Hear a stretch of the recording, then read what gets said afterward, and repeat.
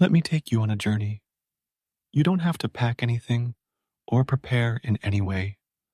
All you need to do is listen and let the words carry you where they will. Imagine yourself standing at the edge of a quiet meadow, the grass moving in slow waves under a gentle breeze. Somewhere in the distance, a river winds its way through the land, its surface reflecting a soft silver light. The world here is unhurried. Every sound is a whisper, every movement a slow unfolding. In this meadow stands a small house, weathered but welcoming, its windows opening out onto a view of rolling hills. Inside lives a man named Elias, a naturalist who has devoted his life to observing the quiet patterns of the world. He doesn't study nature in the way of laboratories and machines, but through the steady work of the senses, watching the way light falls on a leaf, listening to the rhythm of rainfall, tracing the curve of a pebble shaped by years in a river's current. Elias is preparing for his morning walk. He moves without hurry, his hands steady as he ties the laces of his well-worn boots. He has walked the same path many times, yet each morning brings something new, a change in the quality of the light, a shift in the scent of the air, the arrival of a bird that was not there the day before. He steps outside into the cool morning air. The first thing he notices is the quiet hum of life all around him. It is not silence exactly, but a soft chorus, the distant call of a dove, the faint rustle of grass, the nearly imperceptible buzzing of small insects beginning their day. He closes the door gently behind him and begins the short walk toward the river. The meadow is damp with dew. Tiny droplets cling to every blade of grass, each one refracting the light into miniature rainbows.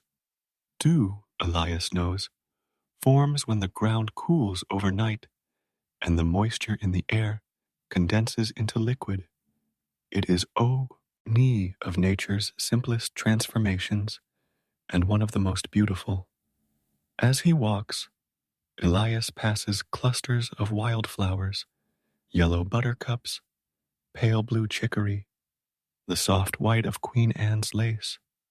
Their petals are still closed from the cool night air, but will open slowly as the sun rises. Photosynthesis will begin in earnest then, as each plant turns sunlight into energy to quietly sustaining itself and the life around it. The river comes into view, winding through the land in an easy curve.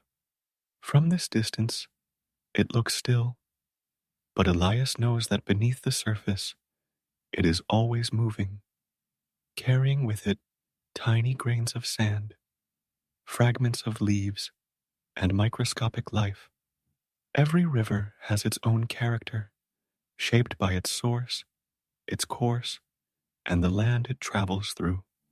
Reaching the bank, Elias crouches down to touch the water. It is cool, holding the memory of the night's chill. He imagines its journey, rainfall in the hills, seeping into the soil, trickling into streams, joining with other flows to become the river before him. In time, it will reach the sea, only to return again as vapor, completing the endless cycle of water on earth. He settles onto a smooth stone near the edge, taking out his notebook. His handwriting is slow and deliberate as he records what he sees. The mirrored reflection of clouds drifting overhead, the darting movements of small fish near the shore, the way a pair of dragonflies skim the surface before landing on a reed. Each observation is simple, but Elias believes that noticing these things is its own kind of work. After a while, he rises and begins to follow the river upstream. The path is narrow, winding between willows whose roots reach deep into the bank. Willows thrive here, their long, slender leaves trembling with every breeze. They anchor the soil, preventing erosion, and offer shade that cools the water for the fish below. The sound of the river changes as Elias walks. Sometimes it is a soft murmur over smooth stones. Other times, a bubbling chatter as the water spills over a fallen branch. These sounds are shaped by physics, the speed of the water, the size and placement of obstacles, the depth of the channel. Yet together they form a kind of music. He stops at a bend where the current slows and deepens. Across the water, a family of ducks paddles near the far shore. Their webbed feet push them forward with easy grace, while their heads dip beneath the surface in search of food. Elias smiles. Ducks are perfectly adapted to this life. Waterproof feathers, broad bills for filtering plants and small animals, the ability to take flight when needed yet remain at home on the water. A little farther on, Elias finds a patch of sunlit grass and sits for a moment. The air here carries a layered scent: fresh water, damp earth, the faint sweetness of wildflowers carried on the breeze. Smell is an ancient sense, deeply tied to memory. He wonders if this combination of scents will return to him someday, unbidden, carrying the peace of this moment. He continues upstream until the path narrows further, and he must walk single file through tall grasses. Each stem sways gently, its motion driven by the faintest movement of air. This is convection in action. Sunlight warms the ground, causing the air above it to heat and rise, setting currents in motion that ripple through the landscape. Near a shallow stretch of river, Elias wades into the water. The stones underfoot are smooth and round, some slick with algae. Underwater plants sway with the current, their leaves moving in unison like a slow underwater dance. Tiny fish dart between the stems, their bodies glinting in the filtered sunlight. Fish move with remarkable efficiency. Their muscles and fins evolved to minimize resistance in the water. Elias stands still, letting the current flow around his legs. Time feels different here, less like a line moving forward and more like a pool, holding the moment in place. He watches as a single leaf floats past, spinning gently in the eddies, its edges catching the light before disappearing downstream. When he steps back onto the bank, his boots are damp, but the sun is warm on his shoulders. Sunlight itself is an ancient traveler, having left the surface of the sun about 8 minutes ago to reach this quiet spot. Once here, it warms the air, fuels the plants, and sets countless other processes in motion, each one part of the larger balance of life. Elias takes the long way back to the house, pausing often to look closely at small things: a snail shell spiraled in perfect proportion, the fine veins tracing through a leaf, the shifting shadow of a cloud passing over the meadow. The closer he looks, the more there is to see. By the time he reaches the meadow again, the air is alive with motion. Butterflies float between blossoms, their delicate wings moving in slow, deliberate beats. A grasshopper leaps from his path, its arc a perfect example of parabolic motion. Every movement, Elias knows, follows the laws of physics. Yet in nature, those laws create moments of unexpected beauty. At the house, Elias sets his notebook on the table and pours himself a glass of water. He drinks slowly, imagining the long journey of each drop, from cloud to rain, from soil to stream, through purification And finally, here, the hydrologic cycle is quiet but constant, an unending exchange that sustains all life.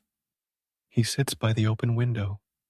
Outside, the meadow sways in the breeze, and somewhere far off, a dove calls in a slow, rhythmic pattern. His breathing deepens. The world beyond his small home is shut and intricate, yet here, in this moment, everything feels perfectly simple. Elias stayed by the window for a while, his eyes following the slow rhythm of the meadow grass bending in the wind. The light had shifted slightly since he first sat down, the golden tones giving way to something brighter, sharper. It was still morning, but the day was opening its eyes fully now.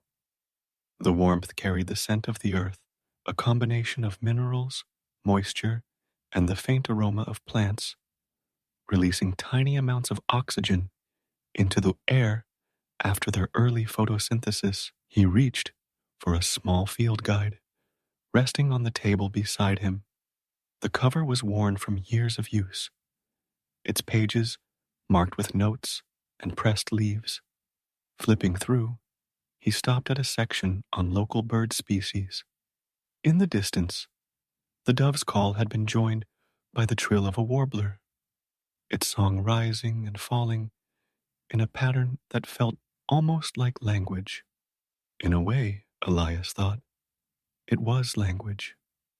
Communication encoded in rhythm, pitch, and repetition, each note carrying information about territory, courtship, or danger. The warbler's song grew closer, and he caught a glimpse of its olive green feathers as it moved through the branches of a nearby shrub.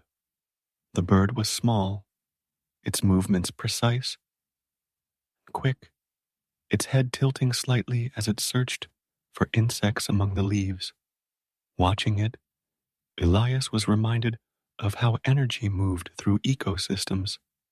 The insects fed on the plants, the bird fed on the insects, and in turn, the bird's waste would return nutrients to the soil, where plants would use them again. It was a closed loop, efficient and balanced. He decided to take a longer walk, venturing beyond the bend in the river he had visited earlier. Locking the door behind him, Elias followed a narrow track that led away from the meadow, bordered by hedgerows.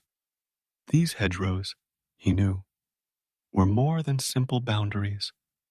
They were habitats in their own right, home to countless small creatures.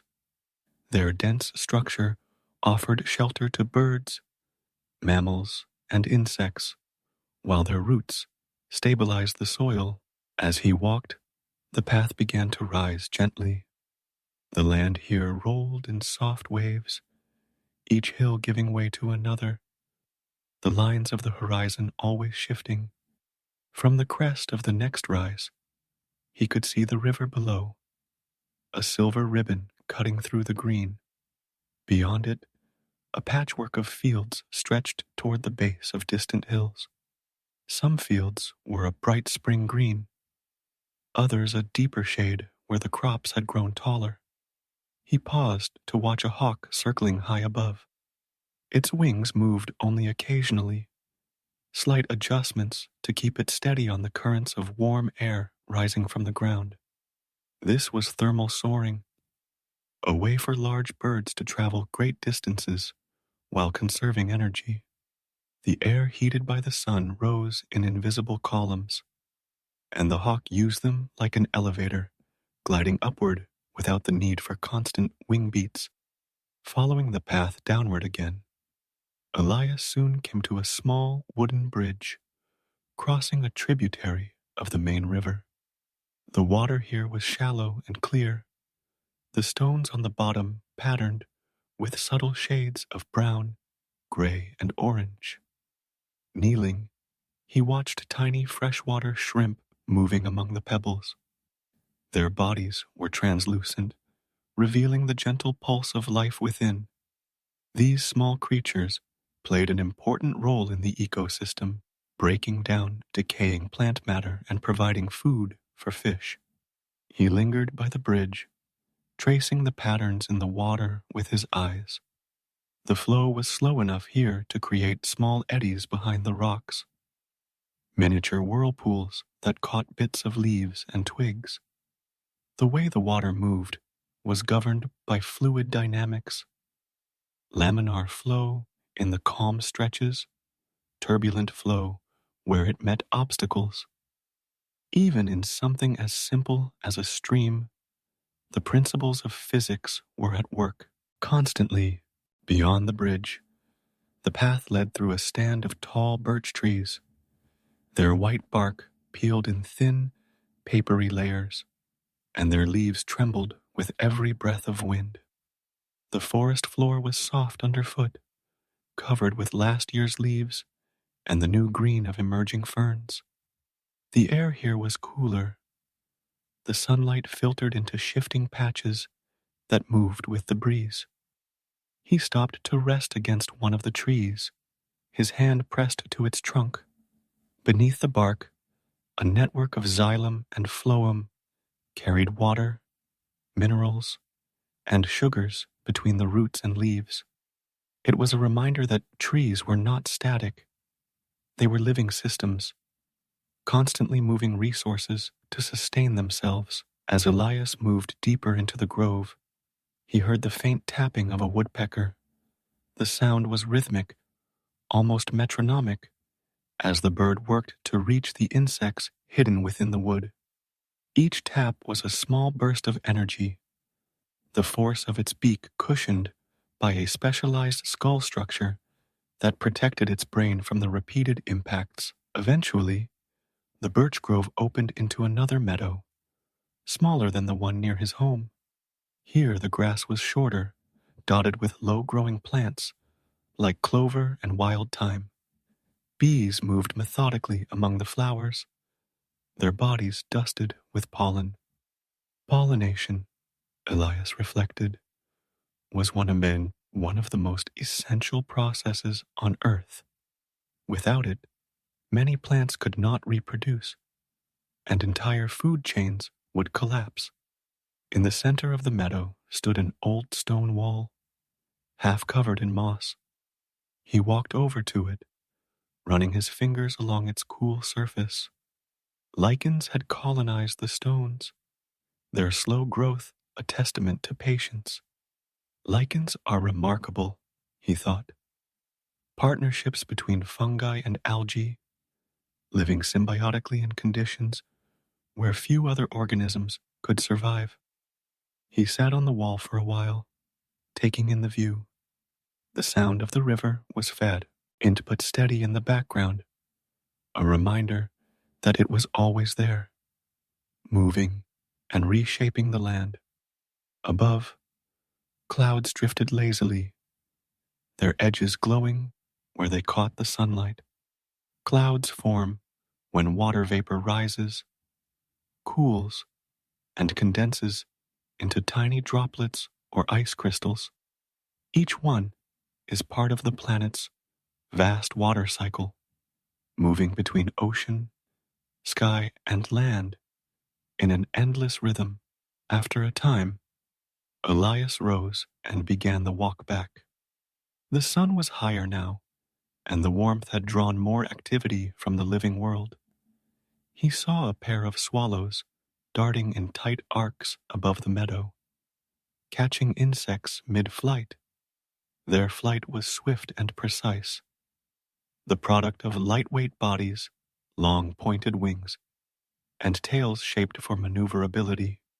Crossing back through the birch grove, he noticed the woodpecker again, this time flying to a new tree. The sound of its wings was brief, a soft flutter followed by silence as it landed. Insects buzzed lazily through the shafts of sunlight, their tiny bodies suspended in the warm air. By the time Elias reached the bridge again, the tributaries sparkled with brighter light. The shrimp were still there, moving slowly among the stones. He watched them for a moment longer before continuing on. The climb back up the hill was gentle but steady. From the top, the view of the river was as striking as before, but now it shimmered more brightly in the midday sun. The hawk was gone, perhaps having found a thermal to carry it farther along its journey. As he descended toward the meadow near his home, the air felt warmer and more fragrant.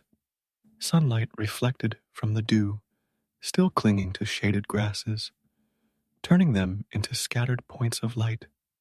A butterfly crossed his path, its wings painted in patterns that seemed almost too precise to be random. In truth, those patterns had evolved over countless generations, shaped by the needs of camouflage, mate attraction, and warning signals to predators. At the edge of the meadow, Elias paused to take it all in: the movement of grass, the distant call of birds, the steady hum of insects. He thought about how interconnected everything was, from the smallest shrimp in the tributary to the hawk soaring above. Every life was part of a larger system, each action linked to countless others in ways too complex to fully see. When he stepped back inside the house, the cool air wrapped around him like a soft blanket. He poured another glass of water, drinking it slowly, the taste crisp and clean. Then he settled once again by the window, notebook in hand.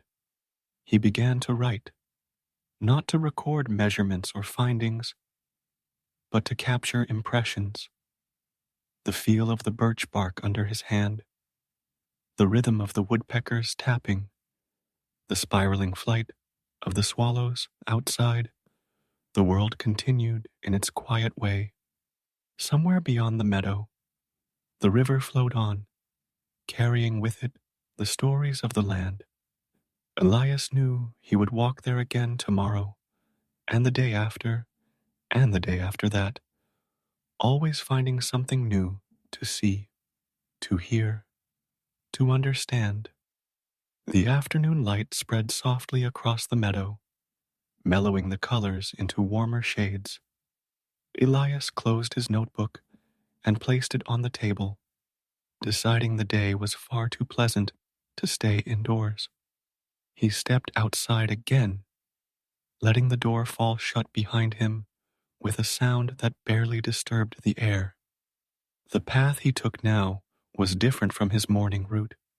Instead of heading toward the river directly, he followed a small track that curved gently uphill toward an open ridge. The grass here was shorter, grazed by deer that sometimes wandered through in the early hours before dawn. Elias had seen their tracks often, two neat crescent-shaped impressions in the soft soil. The slope revealed a view that reached far beyond the meadow. In the distance, hills rose in smooth contours, their tops softened by low clouds. The air was cooler here, stirred by a breeze that carried the faint scent of pine. Elias paused to breathe it in. The aroma came from volatile organic compounds released by the trees, which helped protect them from pests and also played a subtle role in atmospheric chemistry. As he reached the crest of the ridge, the land opened before him into a patchwork of habitats. There were open fields, narrow ribbons of woodland, and winding lines of hedgerow that connected them like threads. Ecologists call such landscapes mosaic habitats, where diversity is high because different environments exist side by side. Each area supported its own set of species, and the boundaries between them, known as ecotones, were often the most vibrant of all. From up here, Elias could also see the river's full curve as it looped around a sandbank. The water shimmered with tiny waves stirred by the wind. He knew that wind-driven ripples could help mix oxygen into the surface layer of the river, benefiting fish and other aquatic life. A flash of movement caught his eye. A heron lifting from the shallows below.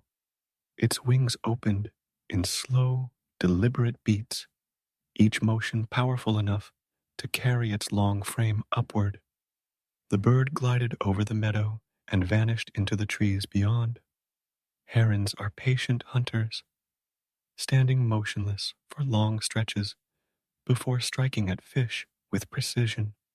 Elias admired the bird's quiet persistence. Continuing along the ridge, Elias found himself beside a small outcrop of exposed rock. The stone was pale and weathered, streaked with lichen. He ran his hand across its surface, feeling the warmth it had absorbed from the sun. These rocks were part of the region's geological history, laid down millions of years ago when this land was covered by shallow seas. The tiny shells of marine organisms had settled layer upon layer, forming limestone that now stood exposed to the air. From the ridge, a narrow path descended toward a grove of pines. The sound here was different, a soft hiss as the wind moved through the needles, blending with the faint creak of branches. The forest floor was cushioned with fallen needles, and the air carried a resinous scent. Pine trees, Elias knew, were well adapted to survive in a range of conditions. Their needles reduced water loss, and their seeds were protected inside sturdy cones until conditions were right for germination. A squirrel darted along a branch overhead, pausing to examine him before vanishing into the canopy. These small mammals played an important role in forest regeneration, burying seeds and sometimes forgetting to retrieve them, allowing new trees to grow. Even a simple act like storing food could ripple outward through the ecosystem, shaping the landscape over decades. Elias walked slowly among the pines, noting how the light shifted with the density of the trees.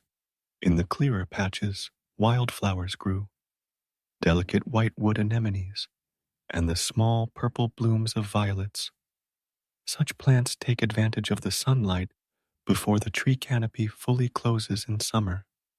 Timing is everything here, a precise alignment between plant life cycles and the changing seasons. Eventually, the grove opened into a clearing where a small pond lay nestled. Its surface was still, broken only by the concentric ripples from an insect skimming across. Elias approached quietly, knowing that ponds can be delicate places, easily disturbed. The water here reflected the sky perfectly, and he could see thin strands of aquatic plants rising toward the surface. Kneeling at the edge, he watched a damselfly hover, its iridescent wings catching the light in flashes of green and blue.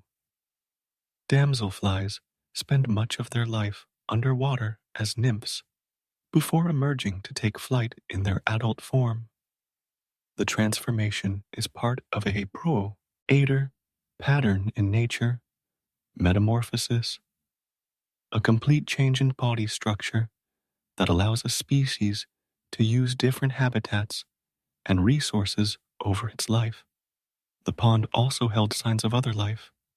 Near the shallows, tiny tadpoles wriggled among submerged leaves. They would, in time, lose their tails, develop legs, and begin breathing air instead of water. Amphibians like these are sensitive indicators of environmental health, as they rely on both aquatic and terrestrial habitats and are vulnerable to changes in either. Elias stayed at the pond for a long while, the quiet interrupted only by the occasional plop of a frog slipping into the water. The frog's calls, when they came, were low and resonant, carrying surprisingly far for such small bodies. Sound travels differently in water and air, faster through water due to its higher density, but here in the open air, the calls seem to hover, mingling with the rustle of leaves.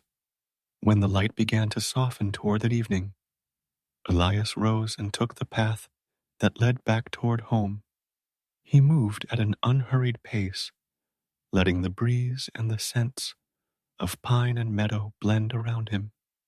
As he left the grove, the view of the ridge opened once again, the river below catching the last bright light of the day. Descending toward the meadow, Elias thought about the interconnectedness he had seen, the river feeding the pond, the wind carrying seeds across the fields, the hawk riding thermals far above. Every element was part of a larger web, bound together by hoggles older than any human record. When he reached the house, the air inside was cool from the stone walls holding the day's shade. He lit a small lamp and set it on the table, the warm glow adding to the stillness of the evening.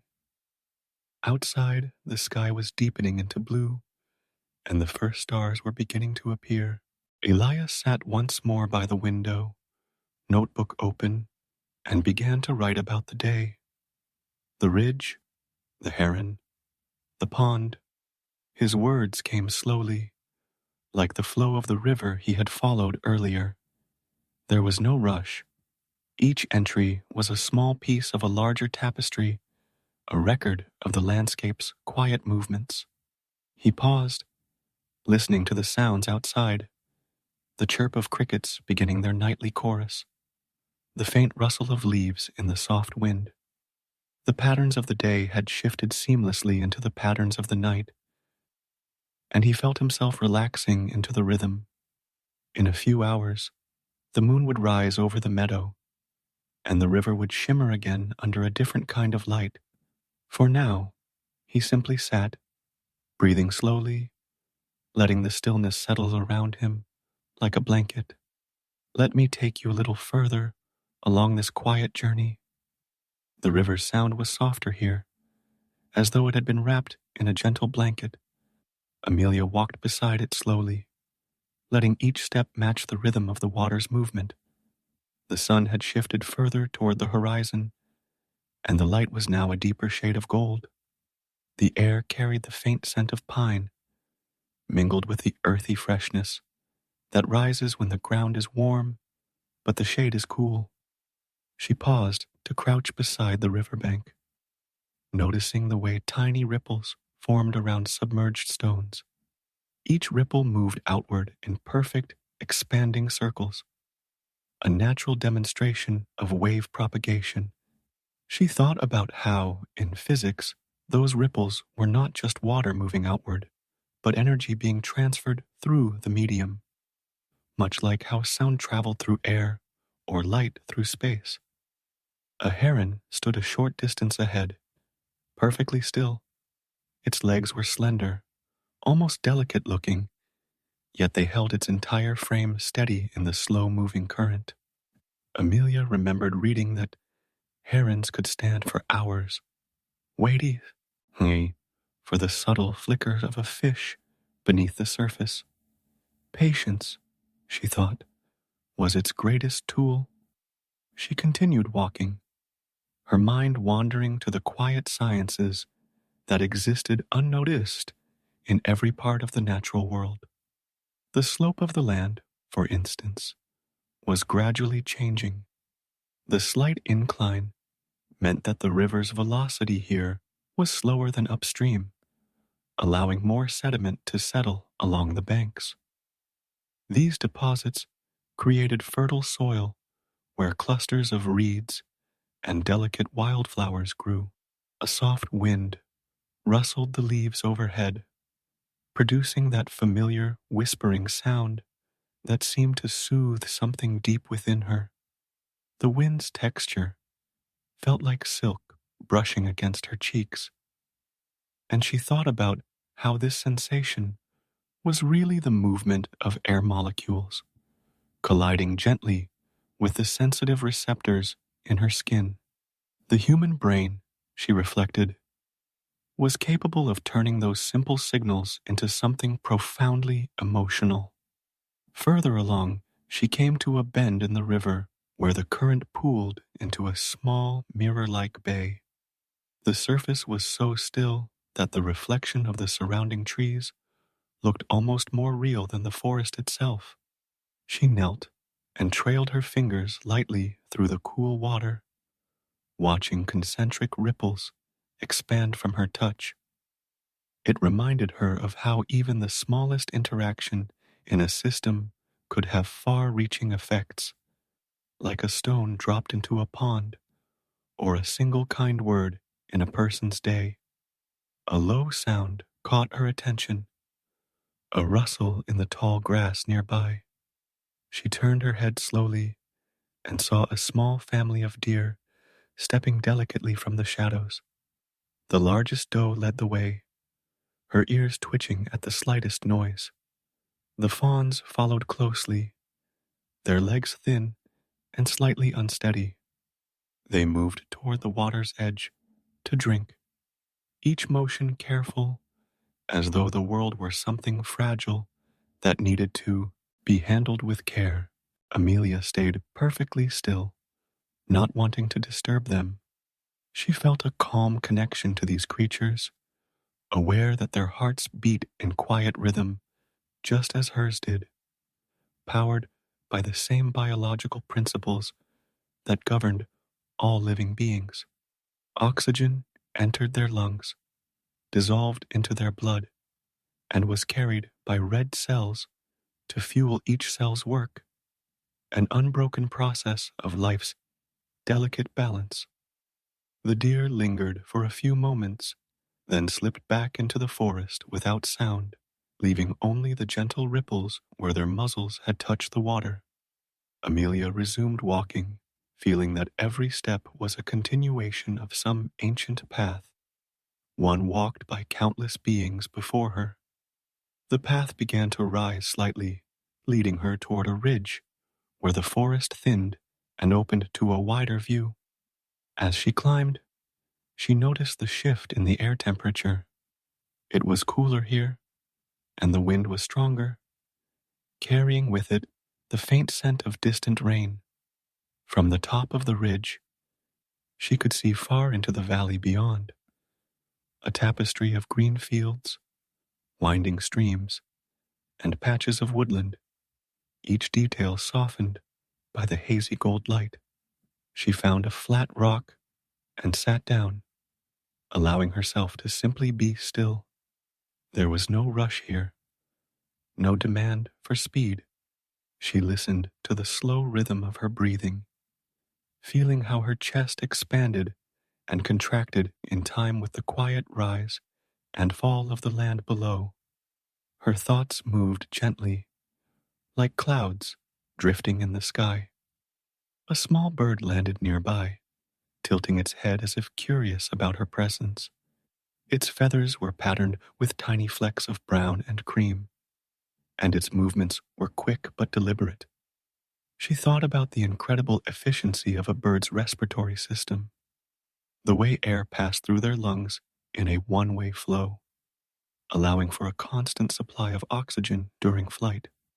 Nature had refined this process over millions of years, creating a design perfectly suited for endurance.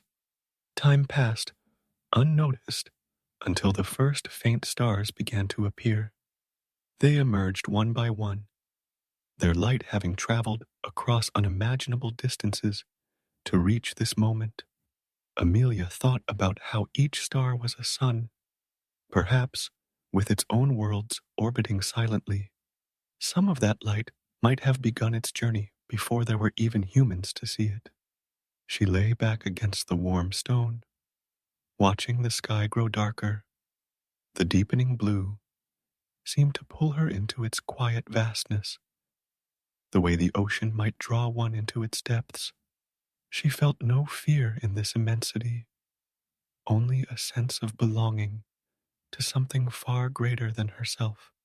Somewhere far below, the river continued its slow path through the valley, carrying with it fragments of leaves, grains of sand, and the memory of every place it had passed. It would one day join a larger river, and eventually the sea, becoming part of the endless cycle of water that had shaped life on Earth. For billions of years, a gentle tiredness settled over her. like the comforting weight of a soft blanket. She let her eyes close for a moment, simply listening to the wind's steady hum. It was in no hurry, and neither was she. Here, there was only the quiet turning of the earth beneath her, the stars wheeling silently overhead, and the endless patience of the natural world. The air was cool and steady as the small group continued their slow walk along the forest's winding path. It had been hours since the morning sun rose, yet the light still had that soft golden warmth that made every leaf seem painted with care. The forest here was older, more established, and the trees had trunks as wide as ancient columns, moss wrapped around them like velvet scarves, a living reminder of the years each had stood through storms, summers, and winters. Every footstep on the earth felt muted, as though the ground itself wanted to help keep the journey quiet. The gentle crunch of fallen leaves, mixed with the occasional whisper of a bird shifting in the branches above. These sounds, small honest sounds of life, had a rhythm that could slow a racing mind. Elena, walking just ahead, paused near a broad stream. Its water moved with a speed that was neither hurried nor sluggish, but balanced, enough to keep the surface clear and the rocks beneath visible. She knelt, letting her fingertips rest in the cool water. The touch reminded her of something she had read once, that water is the most patient sculptor in nature. It shapes valleys, smooths stones, and carves entire landscapes simply by being steady. There is a quiet lesson in that, how persistence without rush can achieve great changes. The others joined her at the stream. A breeze stirred, and with it came the scent of damp stone and fresh leaves. Nearby, small clusters of ferns swayed, their fronds curling at the edges like they were shy. Elena watched them and thought of how plants follow patterns, not in a way humans always see, but with mathematical precision. The spiral of a fern's curl, the arrangement of seeds in a sunflower, the branching of a river, all follow the same rules of proportion known as the Fibonacci sequence. Nature, without calculation, knows balance. Across the stream, the path rose gently uphill. The incline was just steep enough to slow their pace, but not so much as to break the calm. As they climbed, the air shifted again, growing cooler and carrying a faint sweetness from the flowering shrubs ahead. These flowers, delicate clusters of pale blue and white, attracted dozens of quiet pollinators. Bees moved between blossoms without the frantic buzzing one might expect. They worked with purpose, but without haste. In the stillness, their movement was so almost meditative to watch. At the crest of the hill, the forest opened into a wide clearing. Sunlight poured in here more freely, filling the space with gentle warmth. At the center stood a single oak tree, massive in both height and spread, its branches reaching like an open embrace. The grass beneath it was short and thick, as though the tree itself had invited visitors to rest here for decades. They settled under the oak's shade. Above, the leaves shifted with the wind, creating patterns of light and shadow on the ground that seemed to dance without repeating. Elena lay back and let her eyes follow these shifting patterns. It was here, in such a place, that one could feel the deep truth that time was never really rushing. It only seemed to when surrounded by the noise of obligations. As they rested, a distant sound drew their attention, soft rushing, steady but low. It wasn't the stream they had crossed earlier. This was something larger. A river, perhaps? Rising, they followed the sound until they reached a ridge. From here, they could see it, a broad, slow-moving river winding like silver ribbon through the valley below. They made their way down toward it. The descent was gradual, and the closer they came, the more the river's voice became clear, a constant, calming murmur. At the water's edge, they found smooth stones, warmed by the sun. The river's current was gentle enough that the surface reflected the clouds above almost perfectly. Elena spoke softly, as though the river might listen. You can learn a lot from water, she said. It doesn't resist what comes its way. It moves with it, around it, over it, or under it. But always it keeps going. They sat there for a long time, watching the current carry small leaves downstream. It was the kind of moment that didn't need filling with conversation. The mind could wander here, gently, without direction until thoughts grew softer. When they continued, the path led them along the riverbank. Tall reeds lined the shore, and between them they saw flashes of small fish darting through the shallows. These fish moved in synchronized patterns, each turning in perfect time with the others. Scientists call this schooling behavior, a survival mechanism that also creates a visual harmony, as if the entire group was one living organism. The day grew warmer, but the shade of willows along the bank kept them cool. The air beneath those trees was different, slightly humid, infused with the scent of fresh water and the faint, mineral tang of river stones. Dragonflies glided above the surface, their wings catching the light in quick flashes of green and blue. After some time, they came upon a small wooden bridge. It was old, but sturdy, and its boards creaked softly underfoot. From the middle of the bridge, the view of the river stretched in both directions, each curve disappearing into the embrace of more trees. Standing there, Elena leaned on the railing and let the gentle sway of the bridge match the rhythm of her breathing. They crossed and continued into a meadow beyond. Here, the grass swayed in a wide, slow wave with the wind. Insects hummed, and a lark sang somewhere unseen. The sound of the bird's song rose and fell, weaving itself into the silence. Scientists have studied birdsong extensively and found that many species have their own distinct patterns, much like a human fingerprint. These patterns serve as communication, but to those passing through, they can also feel like a gift, something meant to soothe, even if unintentionally. The meadow narrowed into another trail, and soon they were back among taller trees. These were different from before. Slimmer trunks, lighter bark, leaves that fluttered constantly. Their movement created a sound like distant rain. In truth, that sound was caused by the ape of the leaves, designed to shed water quickly in storms.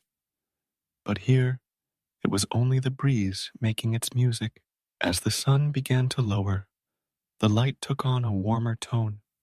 Shadows stretched, and the air cooled slightly. They decided to make camp near a rise that overlooked both the meadow and the distant river. It was a place with a view that felt both open and sheltered. They built no fire, only laid out blankets and let the fading daylight wrap the scene in gold. Overhead, the first stars appeared, faint but certain. In the quiet that followed, even the smallest sounds, the rustle of grass, the soft call of an owl, felt amplified in the best way.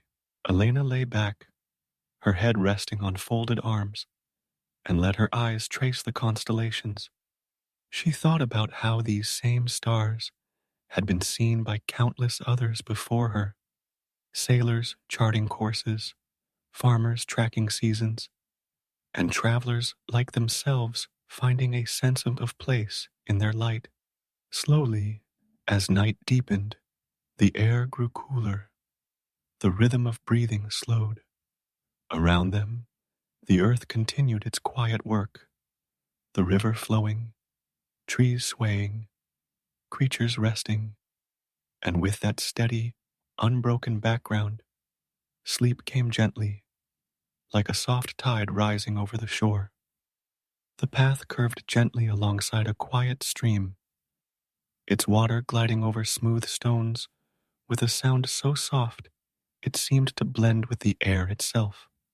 The air here was cooler, holding the scent of damp earth and wild mint that had taken root along the edges of the bank. Each step followed the steady rhythm of the flow, and it was as if the land itself was breathing, drawing in and releasing calm in time with the water's song. As they walked, the landscape shifted subtly. The forest canopy thinned, allowing dappled sunlight to warm patches of moss and wildflowers that leaned toward the light. The colors seemed to move slowly, green blending into pale yellow, yellow into soft violet, as though the world here took its time, deciding on the perfect hue. A few dragonflies darted through the air, their wings catching the light in flashes of transparent blue and gold. Ahead, a small wooden bridge arched across the stream. The wood was smooth and silvered by time, with rails wrapped in delicate vines.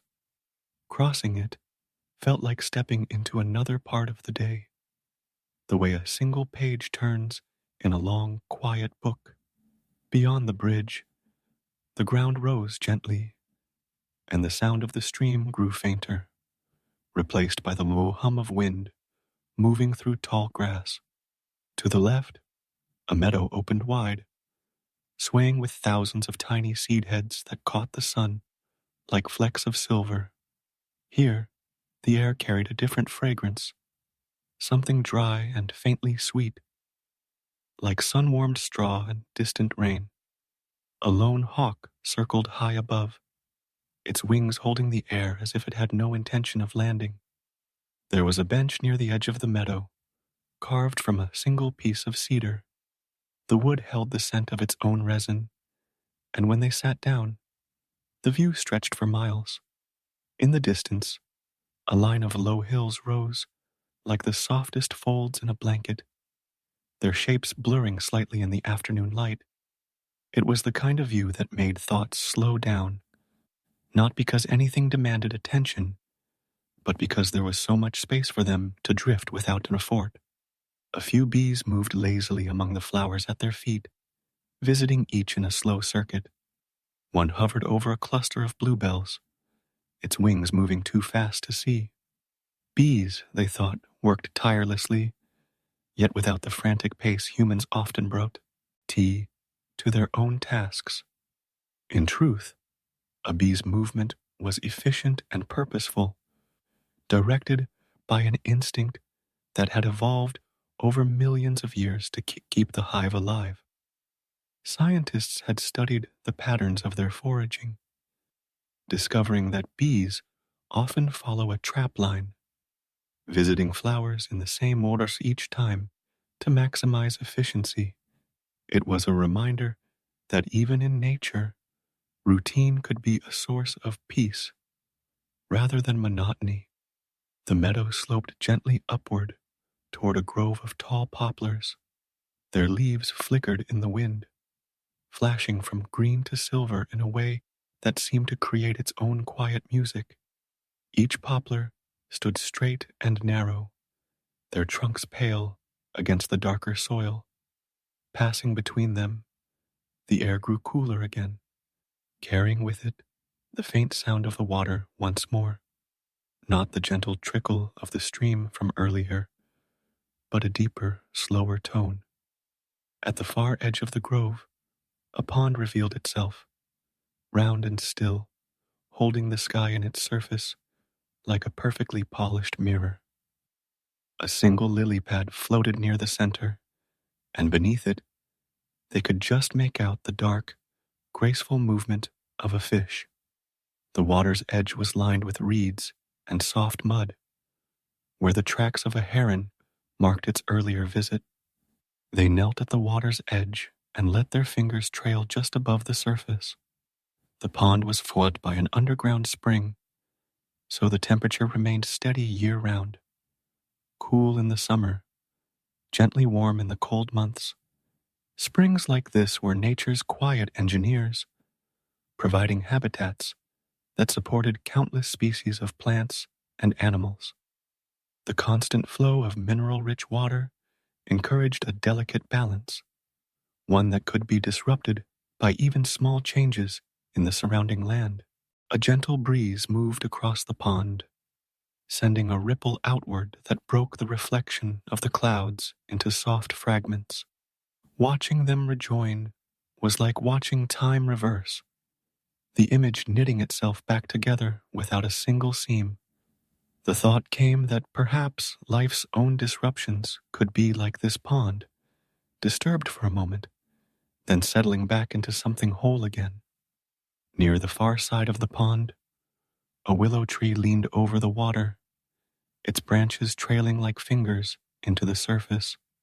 The leaves whispered in the wind, a sound so subtle it might have been imagined if not for the way the water quivered beneath them.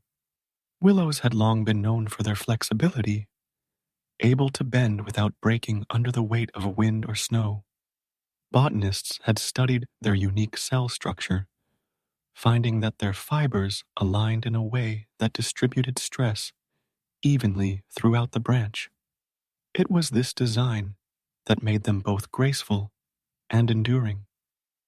The sun had shifted lower, painting the sky with a warm glow that touched the tops of the poplars and turned the meadow into a sheet of gold. Somewhere nearby, a bird began to sing, not loudly, but in a soft, repeating pattern that seemed more like a lullaby than a call. It reminded them that nature's rhythms didn't end when the day did. They simply shifted into a different register, one meant for rest rather than action. Leaving the pond, they followed a narrow path through the tall grass. The stalks brushed against their legs, releasing faint bursts of pollen into the air. A few seeds caught on the breeze and spun away like tiny parachutes. Seed dispersal, they recalled, was an ancient strategy. Plants relying on wind, water, and animals to carry their offspring into the future. The shapes of seeds had evolved in extraordinary ways to serve this purpose. Some designed to float for miles, others to cling to fur, and salts till others to survive digestion, so they could be deposited in nutrient-rich soil. The path curved gently back toward the forest, where shadows lengthened and the air cooled again. Overhead, the sky deepened to a softer blue, the kind that suggested evening without quite committing to it. The forest floor was scattered with dry leaves that rustled quietly underfoot, blending with the faint hum of insects that had begun to stir for the night. A clearing appeared ahead, and in the center stood a small wooden shelter. Its roof was thatched with straw, and its open sides allowed the breeze to pass through freely. Inside, a low table held a ceramic teapot and 2 cups, their surfaces glazed in muted earth tones. The scent of chamomile drifted from the pot, warm and soothing. They poured the tea slowly, watching the steam curl upward before dissolving into the air. Chamomile, they knew, had been used for centuries as a calming herb, its effects traced to compounds like apigenin, which binds to receptors in the brain to promote relaxation. The tea's gentle bitterness was softened by a hint of honey, and each sip seemed to loosen something inside, as if untying a knot that had been there all day. Sitting in the shelter, they could see the meadow, the pond, and the first stars beginning to form in the sky. The air had grown still, holding the day's warmth without letting it slip away too quickly. Somewhere far off, the faint hoot of an owl marked the beginning of its nightly watch. The journey had slowed, but it hadn't ended. Ahead, the path would lead deeper into the night's quiet places, where the science of rest and the art of stillness would meet in ways that couldn't be hurried. Here, the day was ready to fold itself into the kind of night that asked for nothing more than to be experienced, one breath at a time, as the afternoon sun began to lower in the sky. The golden light softened into something warmer, more intimate. The group had settled under the shade of a large acacia tree at the edge of the reserve's main research area.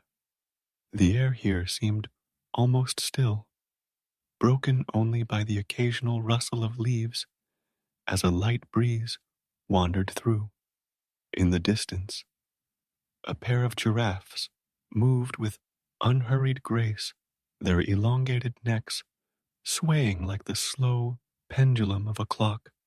Each movement was deliberate, each step measured. It was the kind of moment where time didn't matter. The only rhythm that mattered was the natural one the land had set long before people arrived.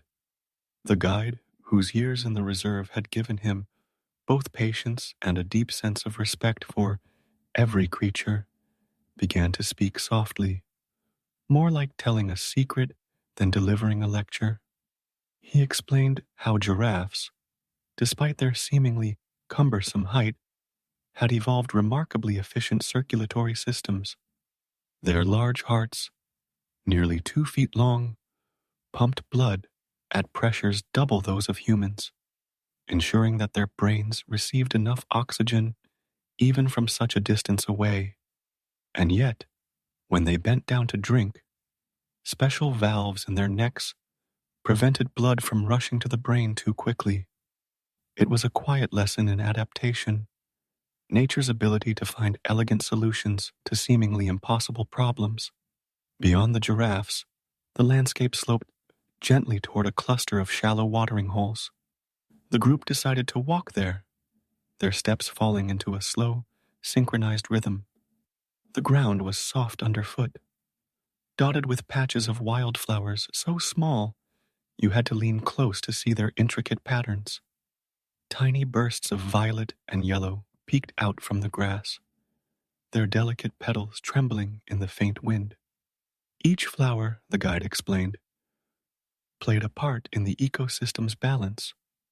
They provided nectar for pollinators, stabilized the soil with their roots, and even influenced the grazing patterns of certain herbivores.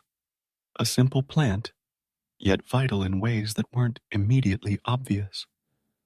Like so many things in life. When they reached the water's edge, the surface reflected the sky in a way that made it difficult to tell where earth ended and heaven began.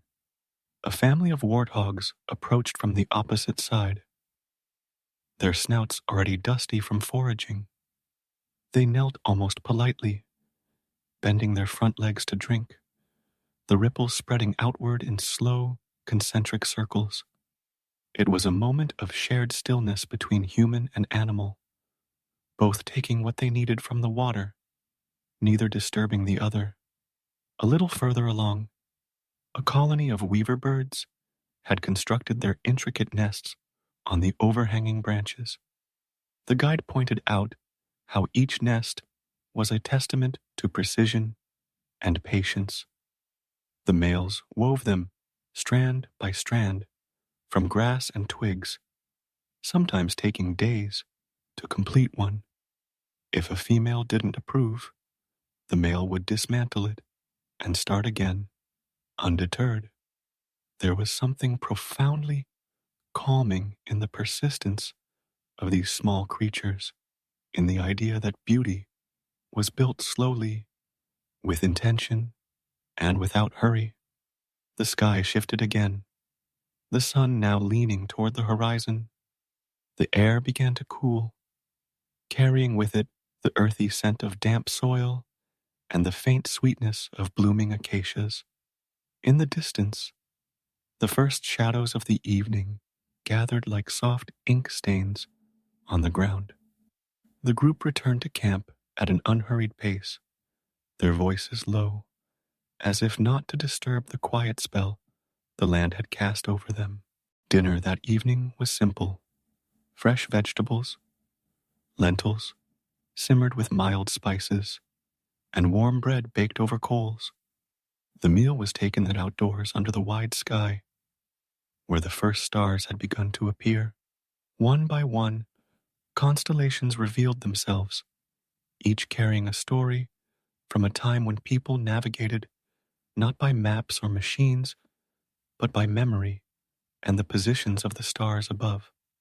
The guide traced them with his finger: Orion's belt, the Southern Cross, the curve of Scorpio.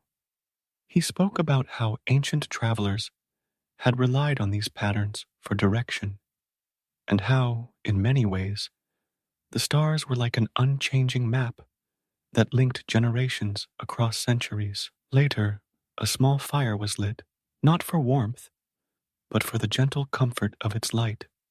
Sparks drifted upward, fading into the dark like tiny shooting stars. The fire's soft crackle was the only interruption to the stillness. It was the kind of night where silence wasn't empty. It was full of presence, of things unseen but felt. Somewhere in the distance, a nightjar called out, its voice carrying far in the cool air. The guide spoke once more, this time about the rhythms of the nocturnal world, how certain flowers opened only under moonlight, releasing scents that attracted specific night pollinators, how the eyes of predators adapted to the dim light, allowing them to see clearly where humans could only make out shadows. He explained that even rest itself, whether for a lion or a human, was part of the great balance of energy in nature, an invisible thread that connected all life in cycles of activity and restoration. As the fire burned low, the group lingered, reluctant to end the day. Eventually, they drifted to their tents, the night air cool but not cold, the ground beneath them firm yet forgiving. Sleep came easily here, without the interference of buzzing devices or restless thoughts. Outside, the stars kept their quiet watch, the constellations moving slowly, almost imperceptibly, across the sky. By the time the moon was high, the land had settled into its deepest stillness. Even the air seemed to pause, as if the entire reserve was holding its breath. It was a reminder that rest was not just for the body, but for the land, the water, the air, for everything. And in that shared stillness, a quiet understanding grew, that to live in harmony with the world meant learning to match its pace, to slow down enough to notice, to breathe, and to simply be. Let me take you further into this gentle journey, where the world around us moves at a pace so slow you can almost hear time itself stretching. The sun had begun its descent, casting the valley in a golden hue that seemed to cling to every surface: rocks, leaves, and the slow-moving stream.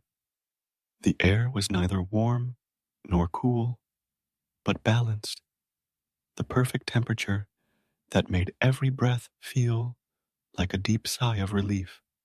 They walked together without urgency, their steps aligning with the slow rhythm of the environment.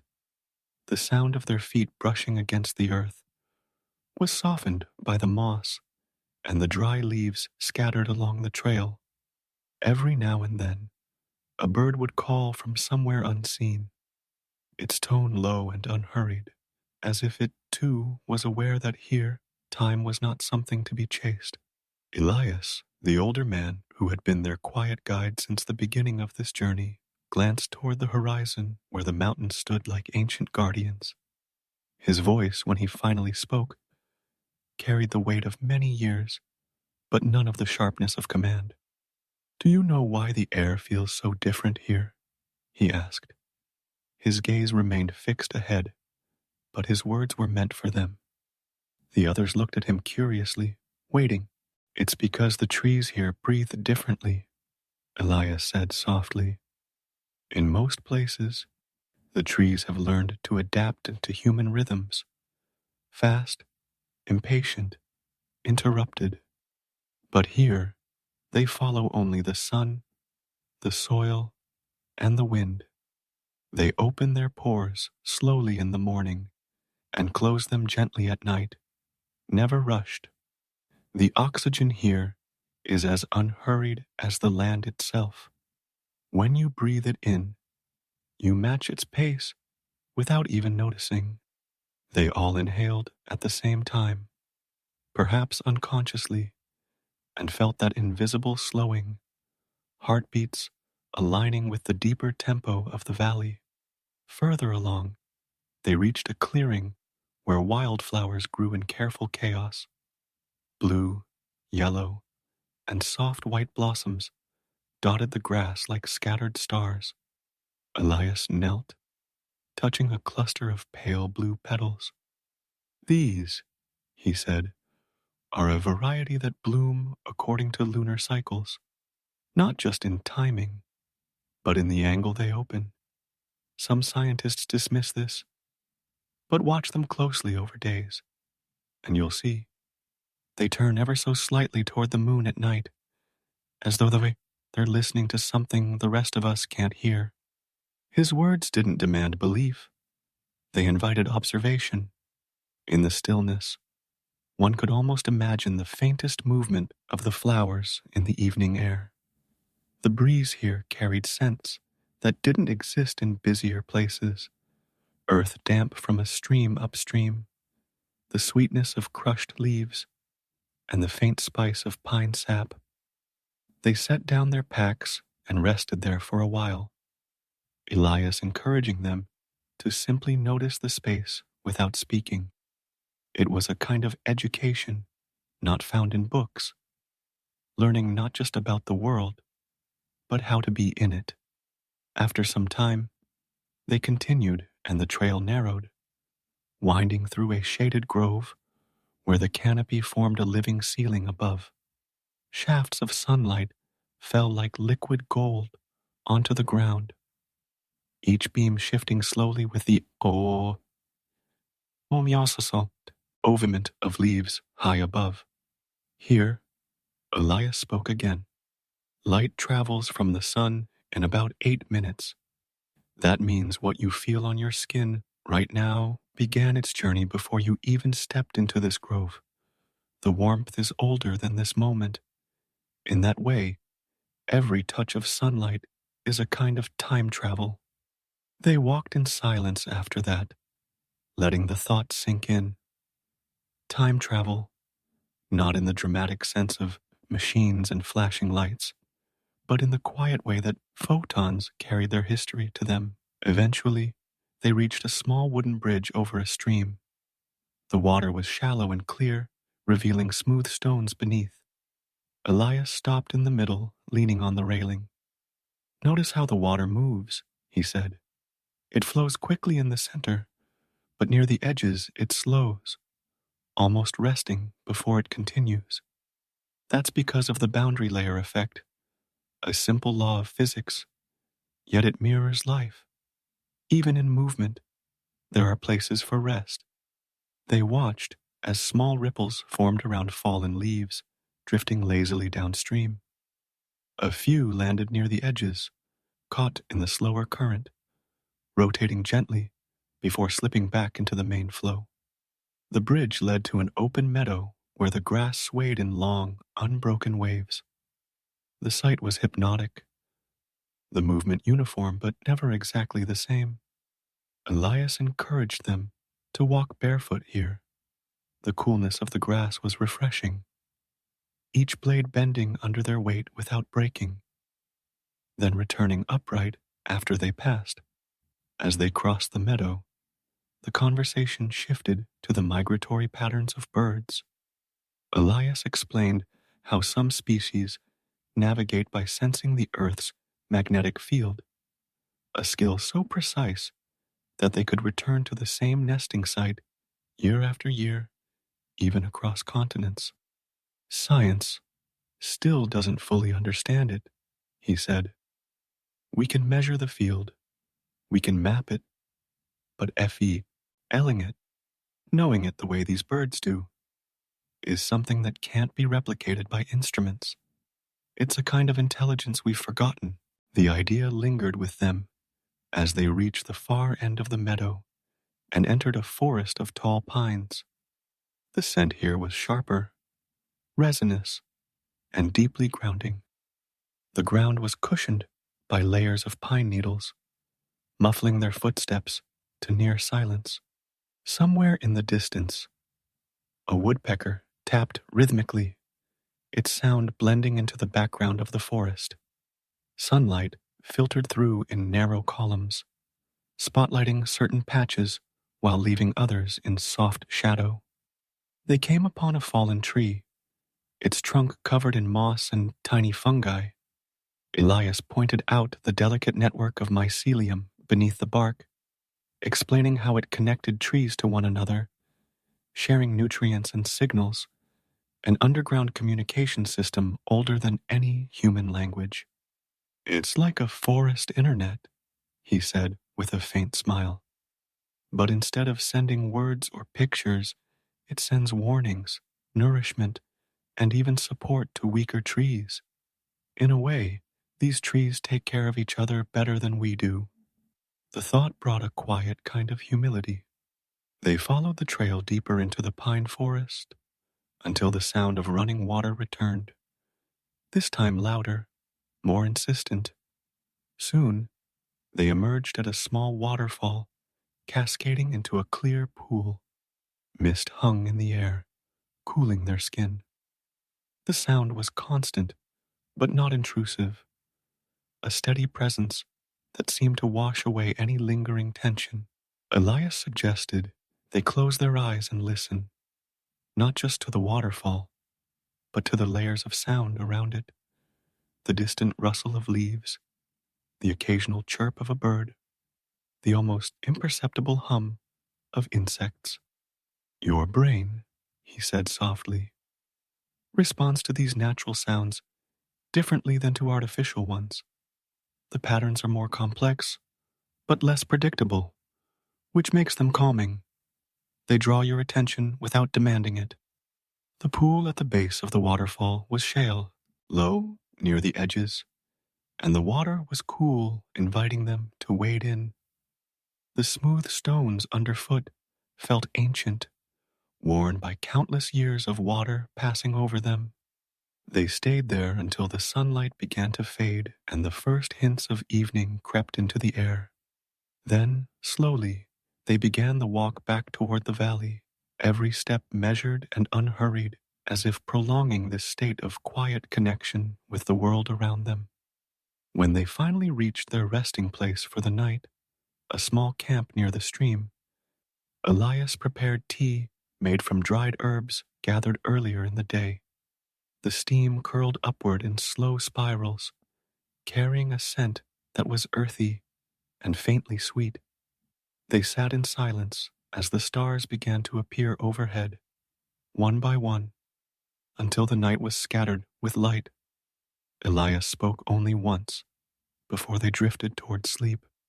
Every star you see tonight is a memory, he said. Some of them no longer exist, but their light is still traveling, still telling a story from long ago. When you look at them, you are seeing into the past. The thought lingered in their minds as their eyelids grew heavier, the sounds of the stream and the night air blending into a lullaby older than language itself. The next morning arrived with the soft blush of dawn spreading across the horizon, casting a gentle glow over the landscape. The world seemed to wake slowly, as though the air itself wanted to savor each moment before the sun climbed higher. The group stirred gradually, their movements unhurried, as if they had all unconsciously synchronized with the slow rhythm of nature. Every sound, the whisper of the wind, the murmur of a nearby brook, the distant call of a morning bird, felt like part of a delicate composition orchestrated solely to greet the new day.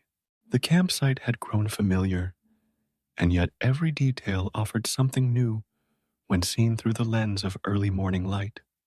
Dew clung to every blade of grass, refracting sunlight into 100 tiny prisms. A curious spider had woven a fresh web between two low bushes overnight, its delicate strands now glistening like strings of crystal beads. Even the scent of the air had shifted. Last night it had been earthy and cool, but now it carried a faint warmth mixed with the fragrance of opening flowers. Adrian rose and stretched, feeling the satisfying pull of muscles that had rested well.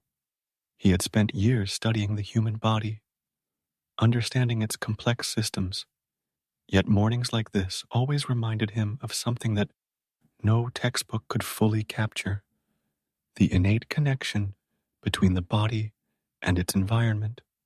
He thought about the circadian rhythm, a biological clock ticking within every cell, influenced by light, temperature, and even subtle changes in sound. Here, far from artificial light and constant digital interruptions, their bodies were syncing effortlessly with the rise and fall of the sun. Their breakfast was simple: warm oatmeal prepared over a small fire, sweetened with wild berries they had gathered the day before. As they ate, conversation drifted naturally to topics both light and thoughtful.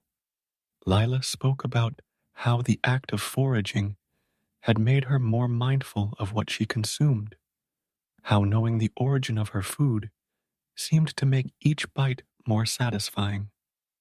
Samuel added that the nutritional value of wild plant oats often surpassed that of cultivated varieties, not only because of their mineral-rich growing environments, but also due to their diversity of phytonutrients. After packing their belongings, they set out again, following the meandering path along the river. The terrain began to change, subtle at first, with small hills that rolled gently bend at their feet. Gradually, the river widened, its banks lined with clusters of willow trees, whose long, slender branches trailed lazily in the water. Adrian noticed how the air near the river always felt cooler, a result of evaporative cooling, a process where heat is drawn from the surrounding environment as water transitions into vapor. It was a phenomenon he had explained many times to students, but here it wasn't just theory, it was something you could feel on your skin. The group paused mid-morning to rest by the water. They sat in comfortable silence, simply watching the river's surface ripple in patterns shaped by the wind. In that quiet moment, Adrian shared a thought that had been on his mind. We often think of relaxation as something passive, like lying down or doing nothing, but there's also an active form of relaxation where the mind is engaged in observing, learning, or creating, yet without stress or urgency. That's what this feels like. The others nodded in agreement. It was a reminder that peace didn't always mean stillness. Sometimes it meant moving through the world with attentiveness and ease. By midday, they reached a broad meadow where tall grasses swayed in waves, their golden tips catching the sunlight. Insects buzzed lazily above the blooms of wildflowers, and the air hummed with the slow, unhurried energy of late summer. Here, they decided to stop for lunch. Lila unpacked bread and cheese, while Samuel brewed herbal tea from dried chamomile and mint leaves.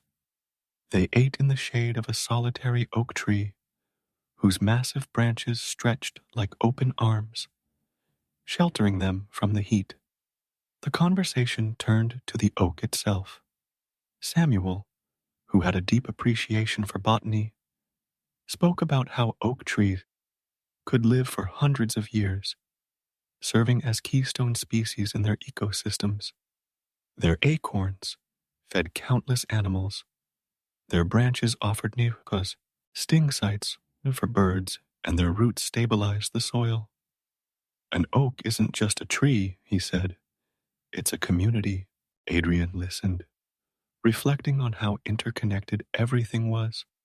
In a way, their small traveling group was like that tree, different individuals working together, each offering something that strengthened the whole. As afternoon approached, clouds began to drift in from the west, softening the sunlight. The shadows lengthened, and the air cooled just enough to make walking comfortable again. They continued along the path, moving at a pace that allowed them to notice the small wonders that might have been missed if they were in a hurry. A line of ants carrying food, a patch of moss glowing emerald green after a recent rainfall, a hawk circling high above. Eventually, the path led them to a gentle hill overlooking a wide expanse of land. From this vantage point, they could see fields stretching toward the horizon, interspersed with pockets of forest. The river wound its way like a silver ribbon, reflecting the muted light of the overcast sky. The view was expansive, yet it had a calming effect, as though the land itself was inviting them to pause and breathe. They decided to make camp near the hilltop, where a small stand of trees offered shelter. As evening descended, the clouds parted just enough for the sunset to cast warm hues across the sky, peach, lavender, and gold melting together in a slow display.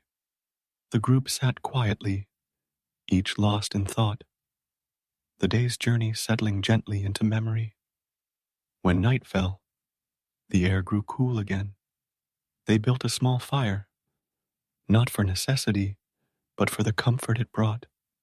The crackle of burning wood mingled with the soft chorus of nocturnal creatures beginning their songs.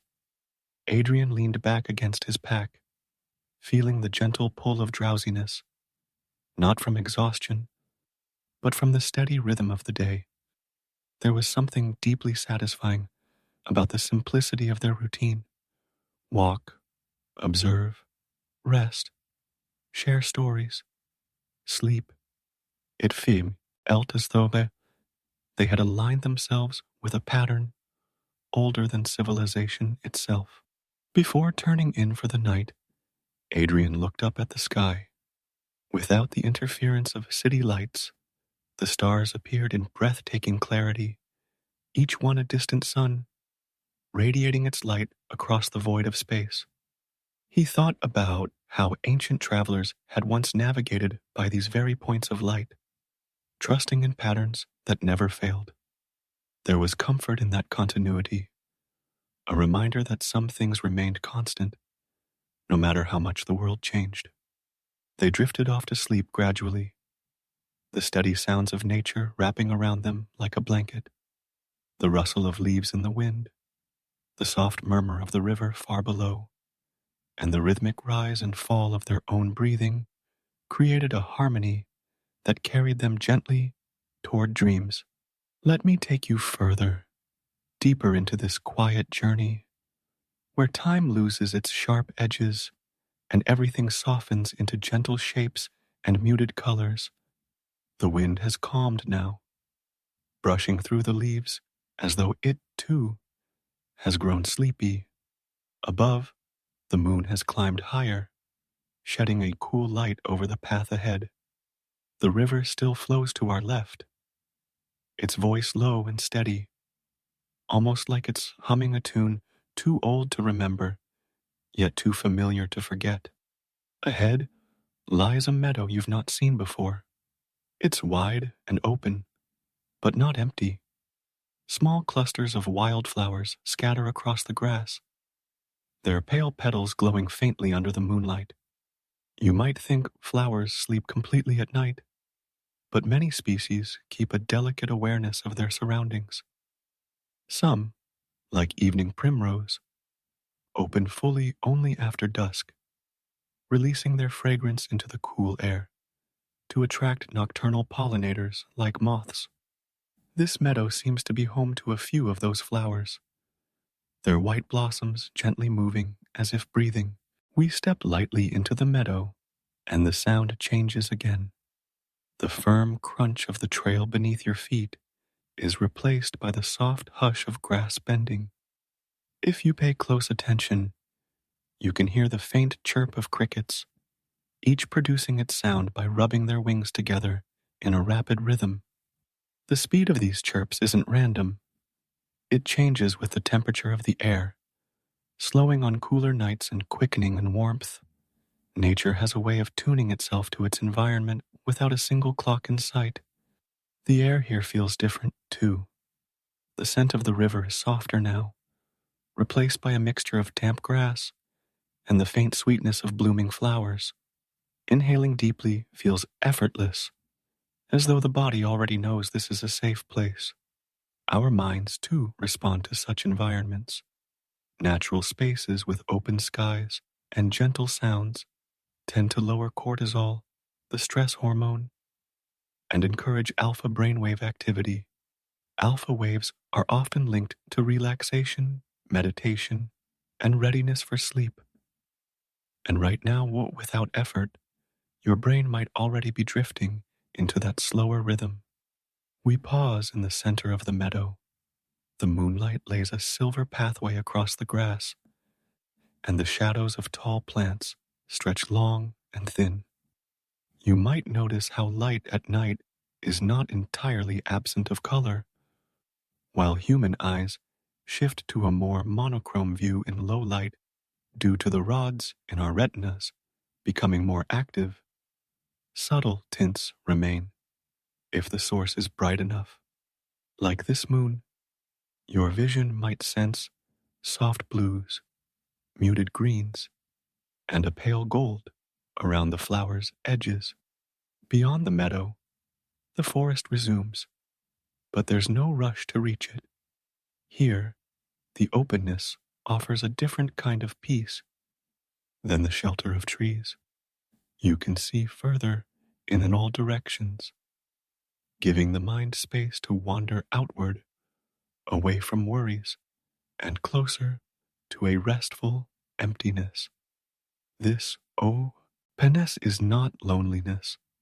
It's a gentle solitude, a reminder that being alone can feel nourishing, especially when surrounded by the quiet company of nature. You notice a soft shape moving near the edge of the grass, a small hare, its ears upright and alert, pausing between quick hops. It stops, its body still except for the slight movement of its nose, catching scents on the air. The hare knows you're here but senses no threat. It resumes its path, disappearing into taller grass. In moments like this, watching another creature simply exist can have a calming effect.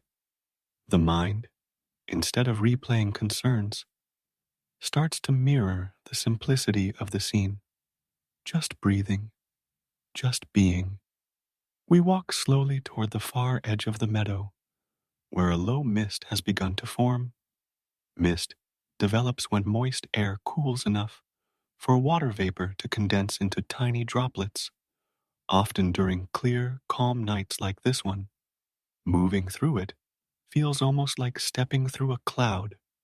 It clings softly to your skin and clothes, making the air feel cooler, but also gentler. Breathing it in carries a faint taste of mineral-rich water, hinting at a small spring nearby.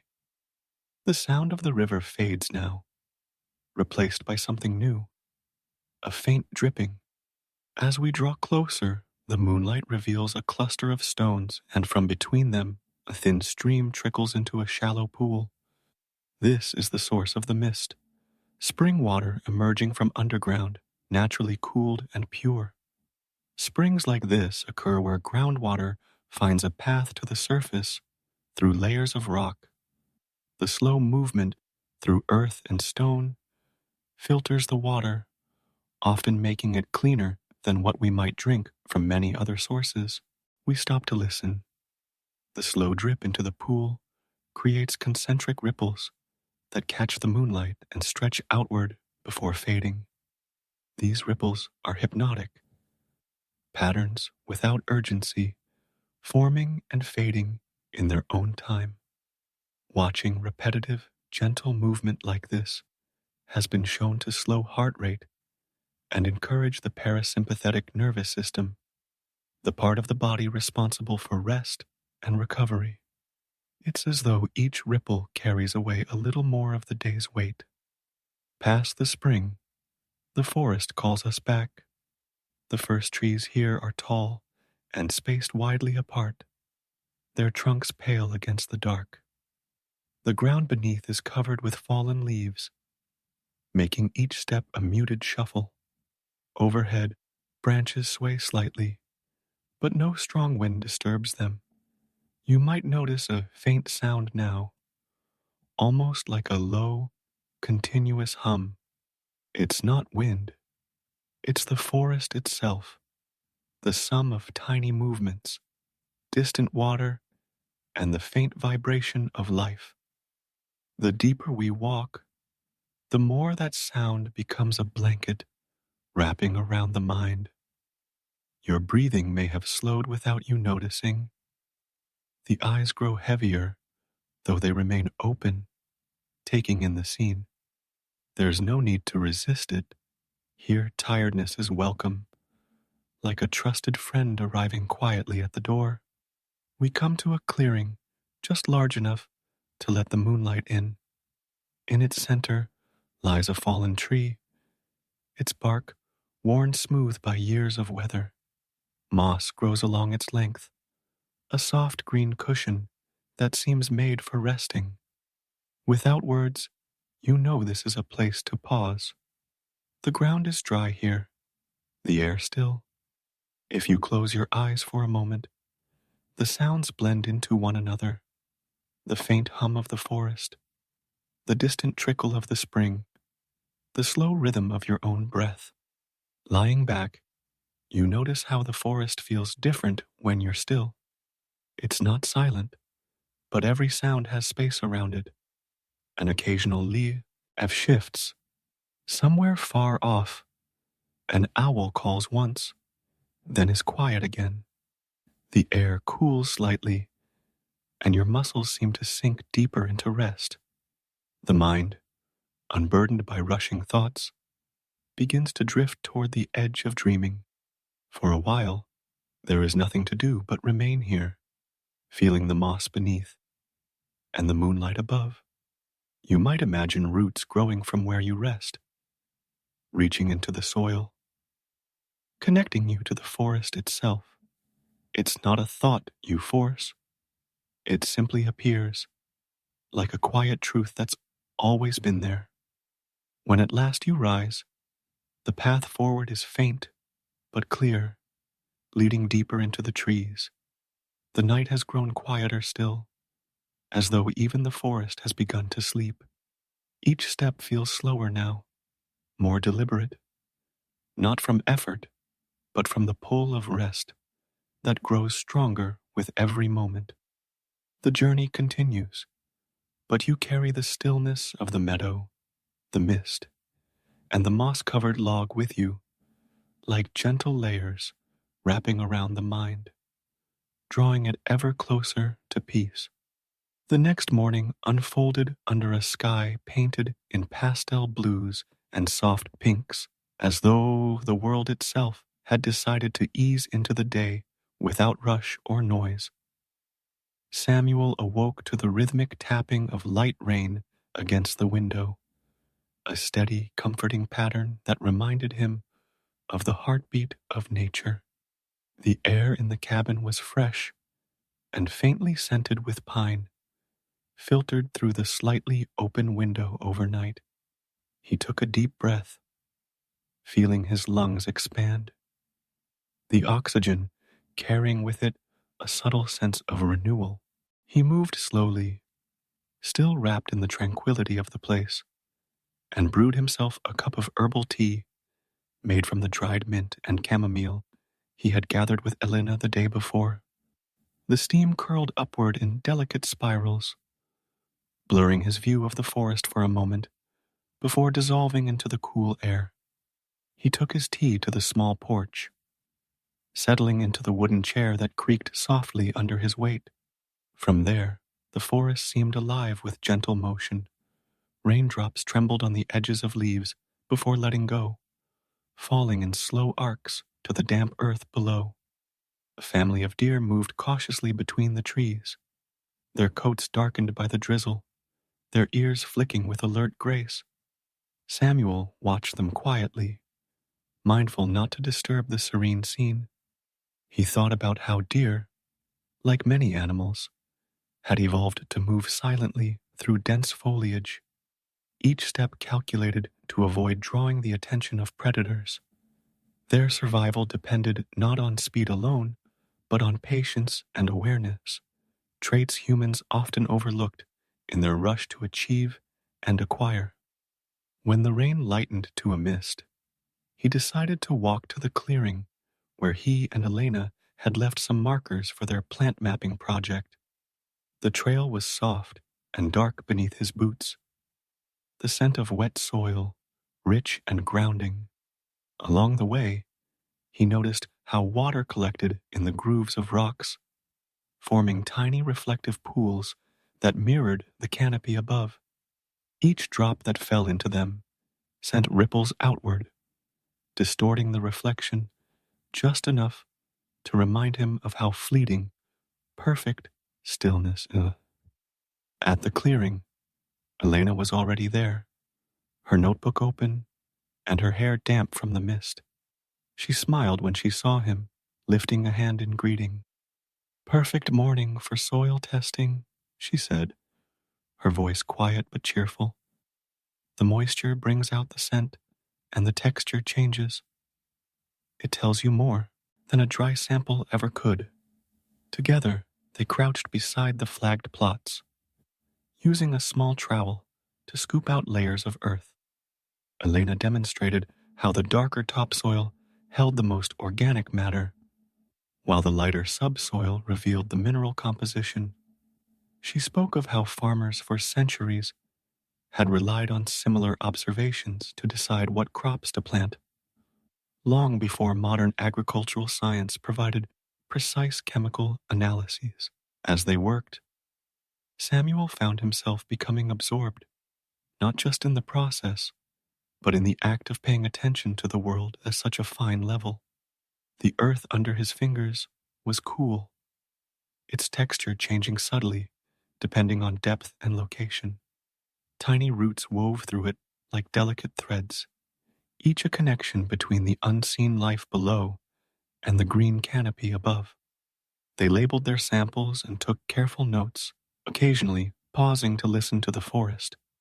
The soundscape was a mixture of distant bird calls, the faint hiss of mist through leaves, and the occasional creak of branches as they shifted under their own weight. Samuel realized that what made this work so restful was not just the slowness of the tasks, but the completeness of focus it required. There was no room for rushing thoughts about the past or future. By midday, the mist had lifted, and shafts of sunlight filtered through the trees. They decided to take a break, sitting on the edge of the clearing with a simple lunch of bread, cheese, and sliced apples. Samuel found the taste of the apple more vivid than he remembered from the city. Crisp, cool, with a sweetness that seemed amplified by the clean air. Elena told him about the old apple orchards on the other side of the ridge, abandoned decades ago, but still producing fruit each autumn. After lunch, they began the slow walk back to the cabin, taking a longer route that led them past a shallow stream.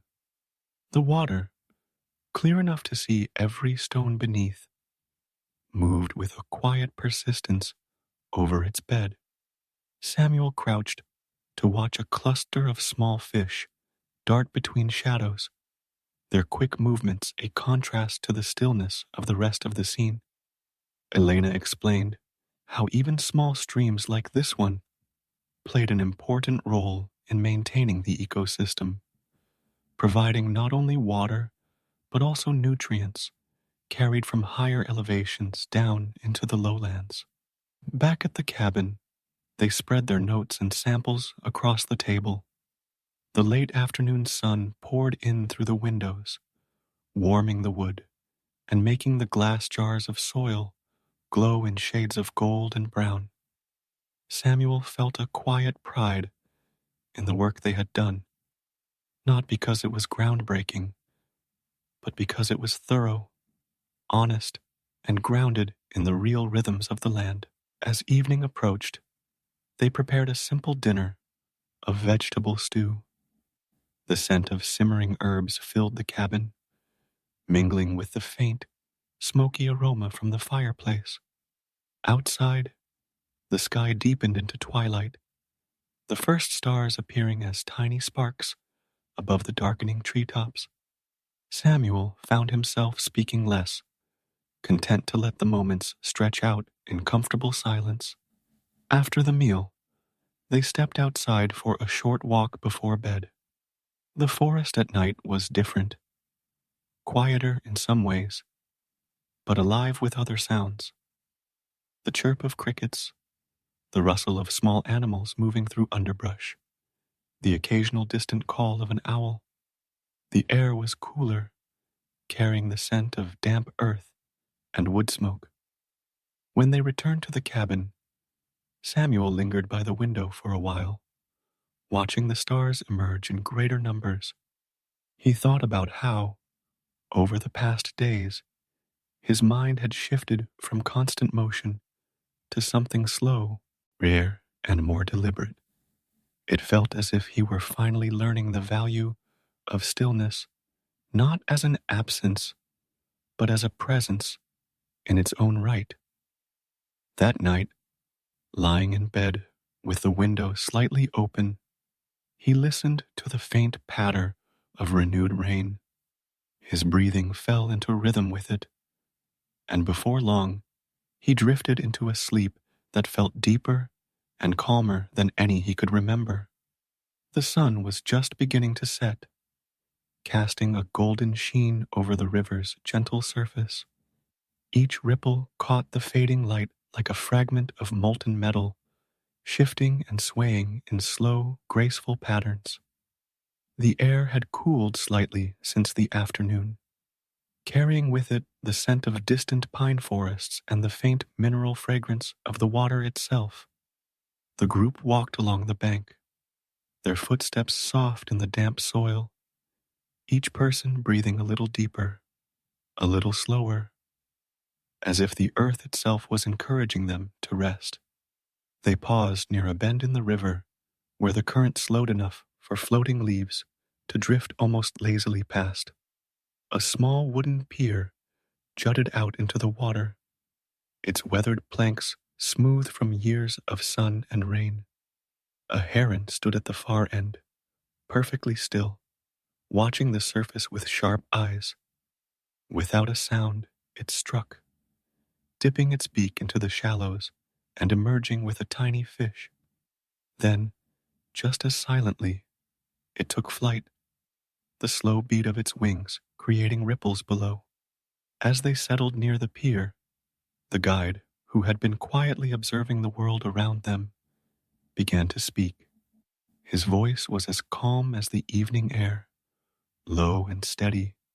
He spoke of the way water shapes landscapes, not just in great floods or dramatic events, but in the patient, almost imperceptible process of erosion and sediment transport. Each grain of sand, he said, gesturing to the fine particles between the planks, might have once been part of a towering mountain over centuries Wind and rain brought it here, grain by grain, until it became part of this riverbank. The explanation was slow, but not in a way that felt like delay.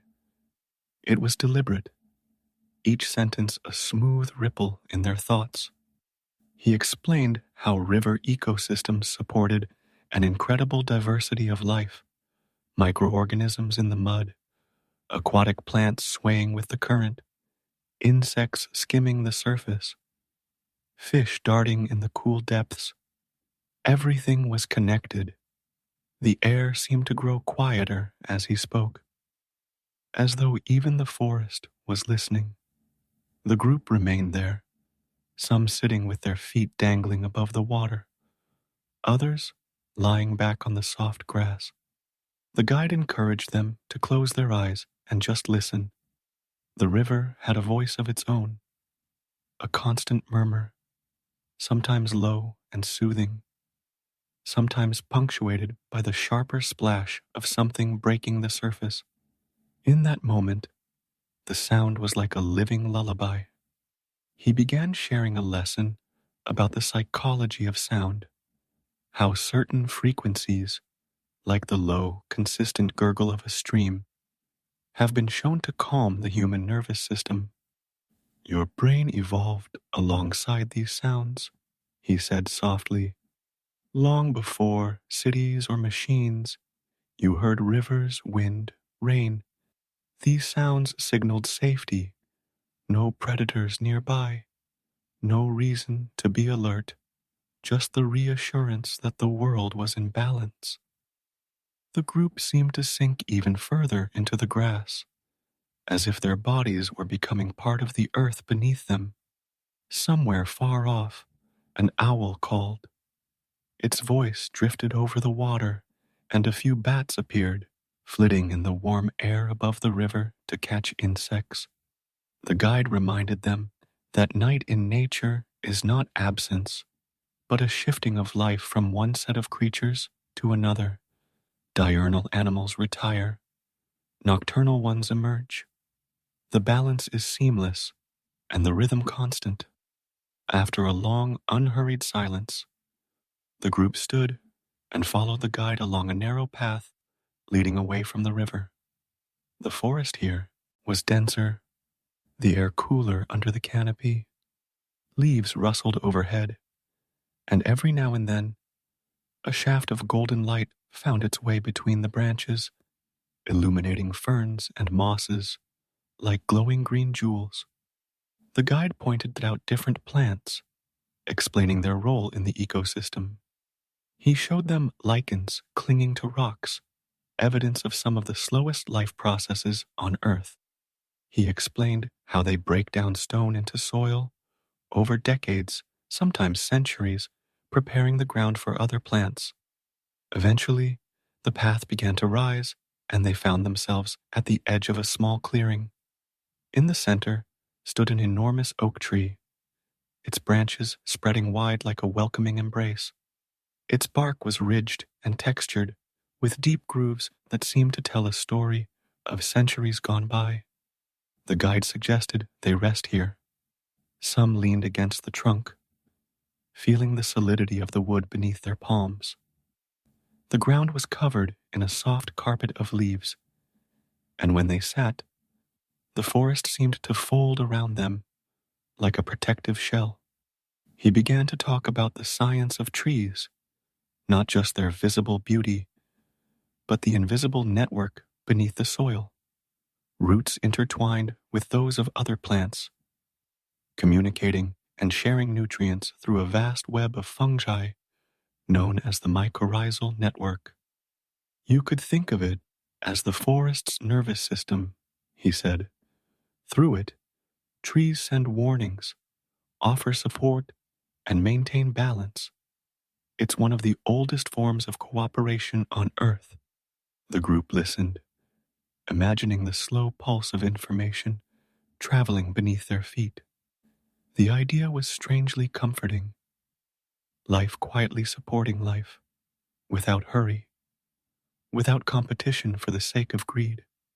The forest was a community, each part contributing to the whole. The evening deepened into twilight, and the clearing seemed to glow faintly in the dim light.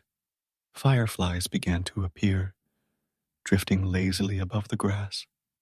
Their gentle flashes seemed perfectly timed to the calm in everyone's breathing.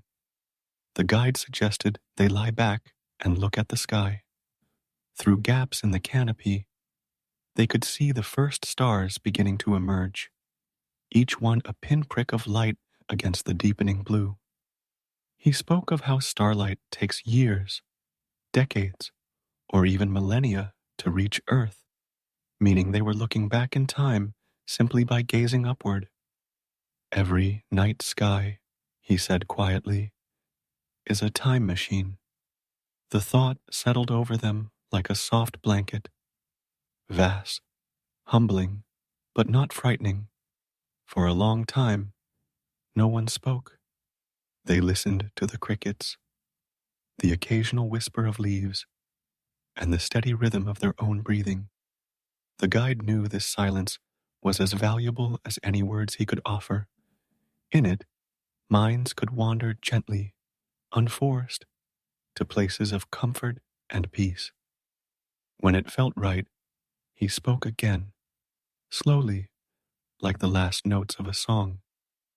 Nature teaches us that there is no rush. The river doesn't hurry to the sea. The tree doesn't force its branches to grow. Everything happens in its season, and everything has its place. His words were almost lost to the sounds of the forest, but that only made them feel more a part of it. They stayed until the last light faded completely, and then, guided by the soft glow of lanterns, they made their way back along the path. The air was cooler now, with the faint scent of damp leaves and earth. Each step was unhurried, each breath deep and slow, as if they were already half in the world of dreams. The evening light had faded into a deep, velvety blue by the time the final stretch of the journey began. The horizon was a soft blur, and the first stars were faint pinpricks above, shimmering like ancient beacons. The air was still, as if the world itself had decided to pause in quiet reverence for the night's arrival. A cool breeze carried with it the faint scent of distant pine forests, mingled with the mineral tang of water that hinted at the presence of a nearby stream. The gentle hush was almost tangible, a perfect space for reflection. Along the path, the ground softened underfoot, cushioned by layers of moss and dry leaves that muted every step. Each footfall felt like a respectful nod to the earth, acknowledging the countless cycles of growth and decay that had built this living carpet over centuries. Somewhere in the darkness, the muted chirping of night insects began, a rhythmic chorus that seemed to harmonize with the slow, even beating of the heart. The guide, walking just a pace ahead, glanced back with a calm smile. "We're almost there," they said softly, as though speaking any louder might disturb the serenity of the moment. The lantern they carried swayed gently, its warm glow spilling across the path in ripples of amber light. With each step, the edges of that light revealed fleeting details: the delicate curve of a fern frond, the sheen of dew forming on a fallen branch, the intricate pattern of bark etched into a trunk like nature's own calligraphy. Eventually, the path opened into a clearing. At its center was a still pond, its surface so perfectly smooth that it reflected the night sky with startling clarity. Stars glittered both above and below, creating the illusion of standing between two infinite heavens. A single frog croaked lazily from the far bank, its voice echoing in the softest possible way. The guide stopped at the edge of the water and gestured to a large flat stone that jutted out toward the center. "Sit," they said simply. Lowering yourself onto the cool stone, The world seemed to settle further. The pond's surface mirrored every detail. The crescent moon, the shifting wisps of cloud, the faint swaying of branches overhead. Looking into that reflection, it was easy to feel as though time had slowed to an almost imperceptible crawl. The guide began to speak in a quiet, steady tone. This pond is fed by a spring, they explained.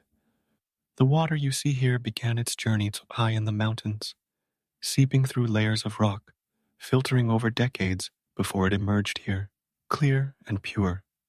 Everything is connected. Rain from the sky, the flow of rivers, the depths of the earth, even the air we breathe, has been part of countless cycles before it reached our lungs tonight. Their words felt like ripples, gentle, measured, and unhurried, expanding across the mind. With each sentence, your breathing matched the cadence of the natural world. Slow in, slow out. The guide spoke of the science behind such calmness, how the parasympathetic nervous system responds to steady rhythms, how slowing the breath can shift the body from alertness to rest.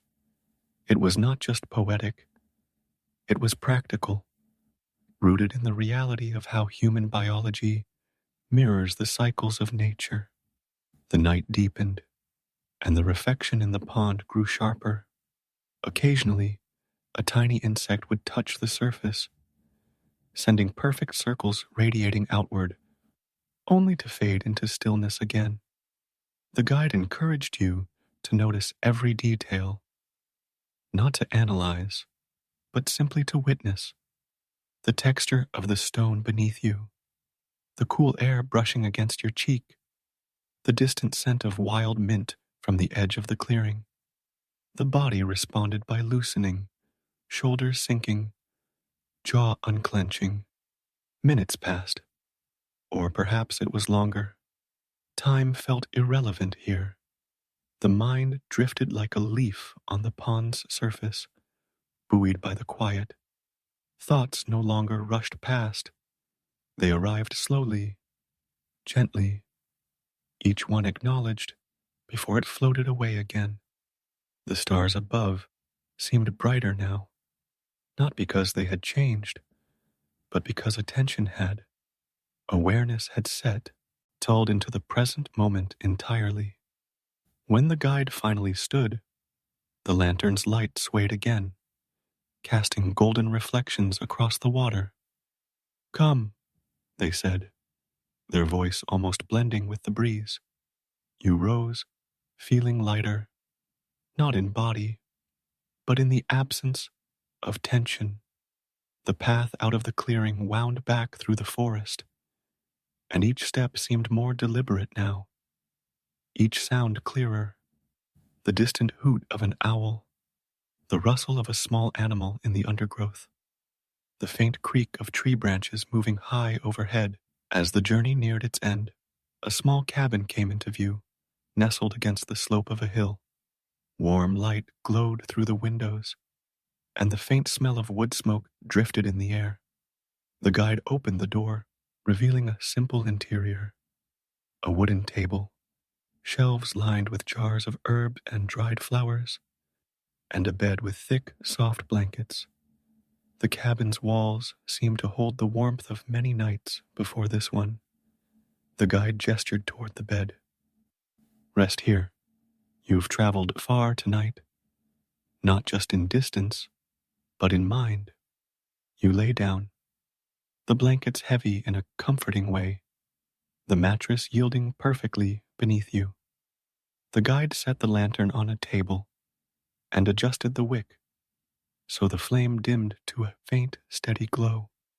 Outside, the forest whispered its nighttime secrets, a sound both eternal and fleeting.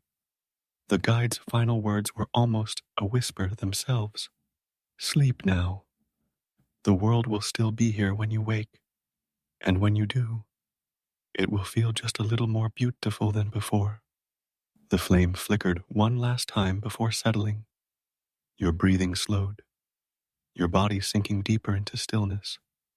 The night embraced you fully, and the journey continued, not in waking steps, but in dreams that unfolded like the path you had walked, winding through forests, along streams, and under endless skies somewhere far away.